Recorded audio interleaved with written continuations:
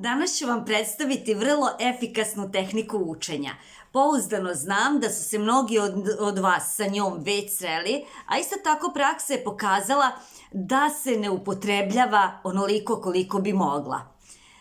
Prvo moram da vam kažem, naš mozak voli da uči. Kako to znamo? Kažu da su najkompleksnije dve radnje kojima čovek ovlada, radnja hodanja i radnja govorenja. Kada prohodamo? Pa već oko prve godine života. Znači, neko dete prohoda sa 10 meseci, 11, 12, neko se godinu ili nešto, ali u proseku oko godinu dana svako dete već hoda i to. Prvo su koraci nesigurni, nestabilni, a onda sve samouverenije i onda kažemo dete je prohodalo i zna da hoda, možemo da ga pustimo samostalno. Kada naučimo da govorimo? Otkad se rodimo, mi pokušavamo nešto da kažemo, znate sami da prvo uče dete, a onda kažu stručnjaci da ako dete ne govori tečno, tu već do 5. godine, da bi trebalo da se konsultuje logoped. Znači, već od neke 3. godine, 4. godine dete sasvim lepo govori da možemo da ga razumemo. Znači, te dve najkompleksnije radnje hodanja i radnje govorenja smo usvojili u najranijem detinjstvu, što znači da naš mozak voli da uči. I mi, kada smo prohodali i kada nas je mama, tata, okolina razumela, mi smo bili jako srećni i za to smo dobili aplauze. Šta se posle dogodi? Pa posle se dogodi da budemo svesni učenja i da ne koristimo tehnike koje naš mozak voli i onda je učenje za naš mozak mučenje, kako mnoga deca vole da kažu, a i odrasli, sasvim pouzdano to mogu da vam kažem. Danas ćemo upravo govoriti o tehnici učenja koja će nam pomoći da naš mozak zavoli da uči. Najčešće danas, evo to sasvim pouzdano mogu da vam kažem iz iskustva jer radim u školi, deca vole da uče na pamet. Deca vole da uče na pamet, mozak ne voli. To nije radnja koja je mozgu bliska. Znači, dete misli kada, ja imam ovde sad papir, i zbirku pripremila sam da vam pokažem konkretno tehniku, dete misli kada drži knjigu ispred sebe 2, 3, 4 sata da je to učenje. To može biti instant učenje, mi hoćemo tako memorisati neke činjenice, ali isto tako vrlo pouzdano vam tvrdim da ćemo ih vrlo brzo zaboraviti i da nećemo znati šta da radimo sa tim činjenicama, nećemo znati kako da ih primenimo. Sada ću vam pokazati kako da neku pesmu, neku lekciju naučite, a da ne bude učenje na pamet. Ja ću vam pokazati na primjeru jedne pesme gde mislimo da pesmu moramo onako baš da učimo tako što ćemo ponavljati reč po reč, stih po stih, bezbroj puta kako bismo tu pesmu usvojili. Ovu konkretnu pesmu sam radila sa najrazličitijim uzrastom, radim je januara, kada je školska slava Sveti Sava, pesma je o Svetom Savi i za decu nižeg uzrasta reči mogu da budu malo nerazumljive. Vidjet ćete da to nema nikakve veze. Evo, testirajte sa svojim, koga imate, decu, unuke, okruženje ili možda ćete probati sa svojim učenicima. Probajte uopšte. Nepoznate reči nisu prepreka da se neko gradivo usvoji. Pesma je o Svetom Savi i ja ću vam sada reći kako ona glasi. Jednu strofu sam odabrala Jovana Jovanovića Zmaja. Krunu nije hteo slavu, ali kruna sama dođe mu na glavu. On se hteo spustiti svom narodu bliže, on je hteo sići, a tako se diže. Duh se njegov vije sred Božijeg hrama. Duh je njegov zvezda nad našim školama. Sad ćete reći kako ovo da se nauče? Evo ja ću vam reći vrlo lako. Moji đaci su ovo naučili za 10 minuta. Naučili su u januaru. Videli ste na Instagramu Saška Srpski CV, to je moj Instagram profil. Možete slobodno da ga posetite. Tamo imamo kratke video koji će vam dati neko brzo rešenje. Tamo sam postavila da sam sa đacima 3. 4. razreda osnovne škole radila ovu pesmu, za 10 minuta smo je naučili na pamet i ja sam je, evo, proverila pre možda 2-3 nedelje i znaju je savršeno. Kako smo učili? Evo da pređemo na tehniku učenja. Tehnika učenja putem slika. Ja ću sada crtati, evo pokazat ću vam, imam potpuno prazan list papira, imam dva. Ako na jednom pogrešim, potpuno su prazni. Nisam se opredelila da unapred nacrtam, pa da vam to pokažem, nego ću sada crtati da vidite da to nije ni dug, ni težak proces. Kako ćemo? Možda vam se sada prvo javlja ideja, ja ne znam da crtam, moje dete ne zna da crta, moje dete ne voli da crta. Ja ću vam reći da ja crtam na nivou deteta 5 godina. Bukvalno na nivou 5 godina, ali isto tako volim da crtam i vrlo često, pošto sam vizuelni tip i mnogi moji đaci su vizuelni tip osobe, upravo prepoznaju najbolje pomoću crteža i pomoću slika. Ja kad nešto nacrtam, ako oni ne prepoznaju, ja im sa strane napišem šta je to, a onda se naviknu na moje crteže i to jako lepo ide. Da biste učili putem crteža, svog sopstvenog crteža, jer jako važno da dete samo crta, ne vi da mu crtate. Dete mora samo da crta. Ono će naći način kako da nacrta. Obično mi odrasli u glavi imamo blokade, deca nemaju. Što manji uzrast, manje blokada. Što veći uzrast, veće blokade, jer im je okruženje to plasiralo da nešto ne može, da je teško ili da nešto zna ili da ne zna. Vidjet ćete kako izgleda moj crtež. Sasvim je adekvatan da ja iz njega učim. Prvo ćemo raditi stih Krunu nije hteo. Evo vi crtajte kako ta vaša kruna izgleda. Ja ću sad crtati, podelit ću ovako papir na stihove, odnosno to će mi biti jedna slika. Ako vas dete upita šta to znači Krunu nije hteo, a vi mu objasnite. To znači da je Sveti Sava, odnosno mladi Rastko Nemanjić, rođen u vladarskoj porodici i da je on mogao odmah da vlada, a da on nije hteo da vlada. Znači ova kruna znači vladanje. Evo ja sam nacrtala. Krunu nije hteo. Pogledajte kako izgleda moja Krunu nije hteo. Nacrtala sam krunu, ovo je kruna. Možda ne biste prepoznali šta je ovo. Evo sada znate, ovo je kruna i prešarala sam je. Krunu nije hteo. Prvi stih gotov. Idemo drugi stih. Nije hteo slavu. Ovde može da dođe kod dece većeg uzrasta, kod male dece ne. Kod dece većeg uzrasta ovde može da dođe. A kako da nacrtam slavu? Kako ću ja sad to ne mogu to da prenesem na crtež? I onda mi počnemo da razgovaramo. Šta za vas znači slava? Evo ja ću da crtam dok vam objašnjavam. I za mene obično ta slava, najlakše mi je da predstavim slavu putem pehara.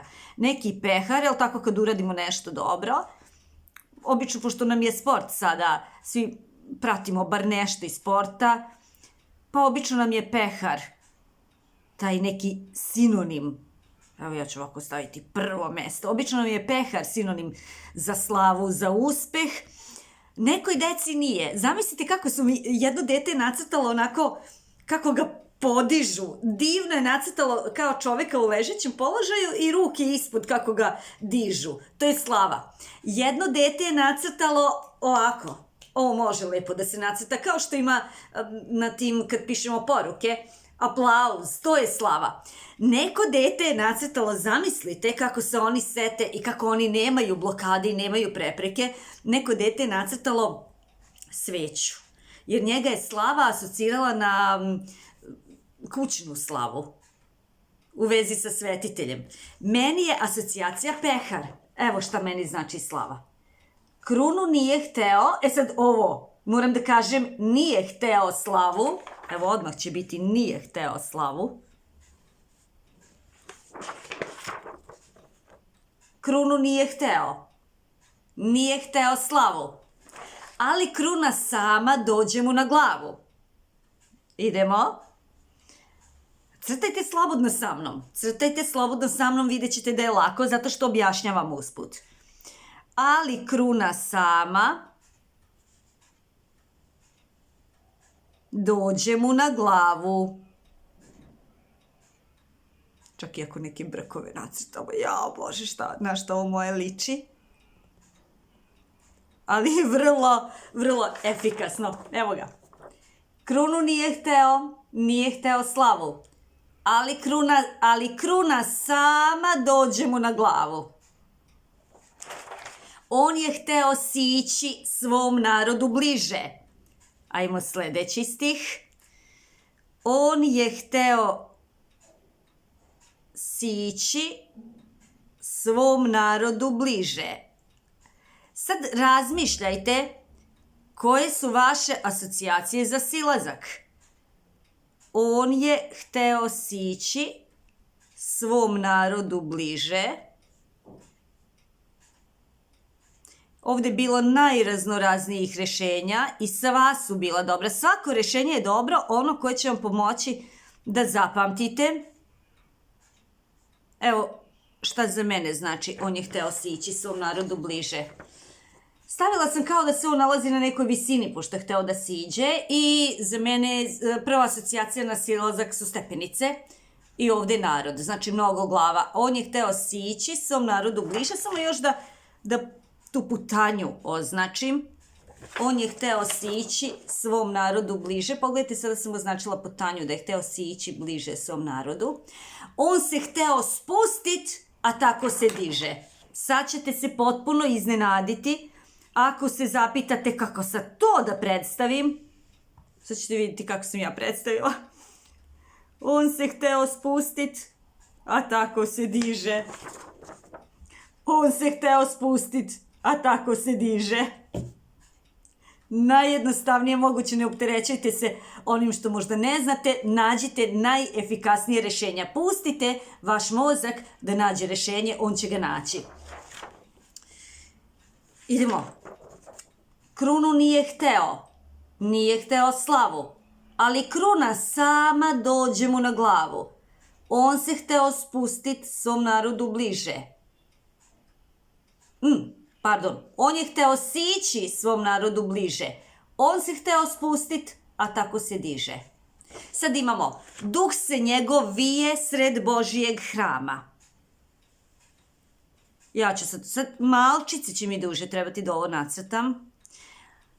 Opet, vama možda i neće trebati mnogo, zavisi šta je vama prva asocijacija. Pitajte se, a i meni treba malo više vremena jer govorim i crtam u isto vrijeme. A evo vidite da može da se radi više radnji u isto vrijeme. Vi se sad samo pitajte kako da predstavite duh se njegov vije sred Božijeg hrama. Duh se njegov vije sred Božijeg hrama. Evo kako sam ja to predstavila. Kao neki duh i kao Božji hram. Pokušala sam da nacrtam nešto kao što liči na crkvu.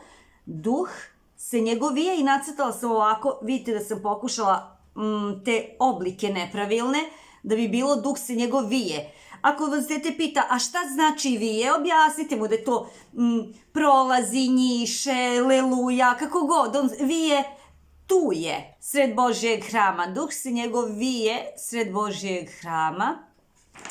Duh je njegov zvezda nad našim školama.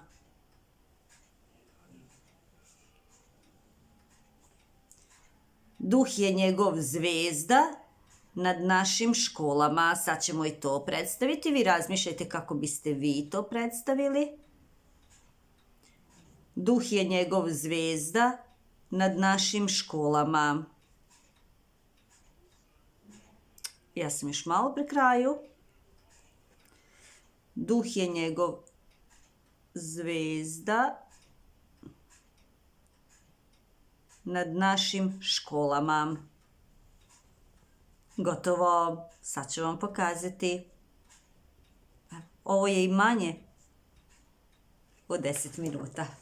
Idemo. Jel se vidi lepo? Škola, čak sam i napisala škola, da se zna da nije neka kuća. A vidite, nacrtala sam zvezdu kao onako lelujavu, kao duh. Duh je njegov zvezda nad našim školama. I evo da vidimo ovu strofu, ovo nije cijela pesma. Sveti Sava Jovana Jovanovića Zmaja, ali jeste jedna opsežna strofa za koju treba vremena da se nauči. Sad zamislite koliko bi vam vremena trebalo da naučite da sve ove reči ponavljate tako bezbroj puta dok ih ne memorišete, a zamislite samo kako i manjoj deci. Pored toga što će naučiti napamet, oni će ovde naučiti i nove nepoznate reči, naučit će metafore, to šta znači krunu nije hteo da vlada. No, vi ćete im sve to objasniti. I to sve ide kroz razgovor. Znači, odvojite vreme za sebe, za druženje sa decom, šta god daje unuče, dete, školarac.